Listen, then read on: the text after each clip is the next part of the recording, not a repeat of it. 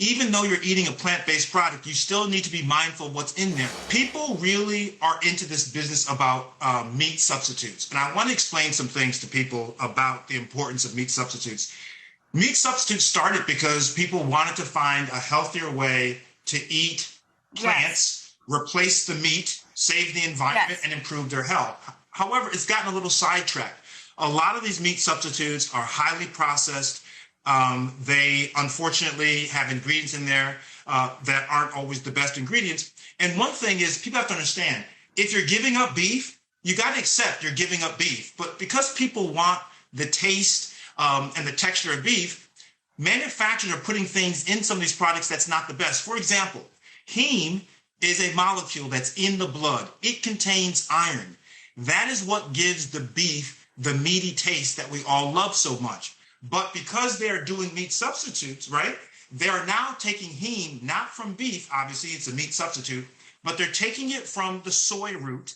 And what they're doing is they're putting it in genetically modified yeast and fermenting it so that when you put it into the final burger, the plant-based burger, then you are getting the taste and the look of beef. And, you know, too much iron may not be good for you. It increases your body's iron stores. It can make you susceptible to type 2 diabetes. People have to be, what I always say, we always say together, you have to be a good food detective.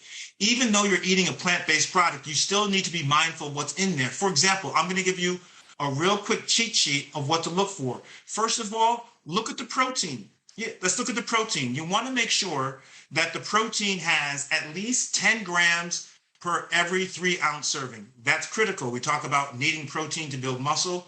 You got to get your protein in. Then you want to look at the number of ingredients. Now listen, this is very careful. There are so many ingredients in some of these products, 15, 18, 20 ingredients. Typically, when something has that many ingredients, it means it's really highly processed. So make sure your ingredient number is low. Then, of course, look at the oil, for example. That's my next tip. You want to make sure that it contains monounsaturated, polyunsaturated oils. If it's going to have saturated oil, make sure it's only about 2 grams or less. But saturated oil, not good for you, not good for your heart, not good for your cholesterol levels. Right? And then sodium, of course. We talked about this also.